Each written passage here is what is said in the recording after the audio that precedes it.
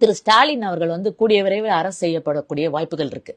ஏன்னா டைரக்டா அவர் மேல அலிகேஷன் என்ன வந்திருக்கு நான் சொல்றேன். ஜப்பான்ல வந்து இன்ஃபிளக்ஸ் அப்படின்னு ஒரு நிறுவனம், அது சம்பந்தமான ஊழல். அதுல இன்வால்வ் ஆயிருக்கிறவங்க சபரீசன், பிரவீன் கணேஷ், செந்தாமரை ஸ்டாலினோட மகள், இவங்கெல்லாம் வந்து அதுல வந்து இப்ப அந்த கம்பெனி வந்து க்ளோஸ்ட் ஆயிடுது. ஆனா அது மூலமா நடந்திருக்கிற பிஎம்எல்ஏ அண்ட் லாண்டரிங் வந்து ப்ரூவ் ஆயிடுது. இப்ப நெக்ஸ்ட் வந்து ஸ்டாலின் அவர்கள் மேலேயே இடி பாயக்கூடிய அளவுக்கு மெட்டீரியல்லாம் சேகரம் பண்ணிட்டாங்க. நான் சொல்றது உங்களுக்கு கொஞ்சம் எக்ஸாஜிரேட்டடா தெரியலாம். பட் நாங்க செந்தில் பாலாஜி சொன்னபோது கூட நீங்க சிரிச்சிங்க, அரெஸ்ட் ஆவார்னு. ஆனாரா இல்லையா?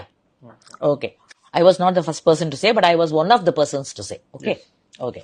ரெண்டாவது, அதனாலதான் நம்பர் 1 பிளேஸ்ல நான் மிஸ்டர் ஸ்டாலின் அவர்களோட பேரை போட்டு வந்திருக்கேன். அப்புறம் பாருங்க, இப்ப வந்து ரெண்டாவது சிங்கப்பூர்ல கேபிட்டல்லா அப்படின்னு ஒரு நிறுவனம் இருக்கு.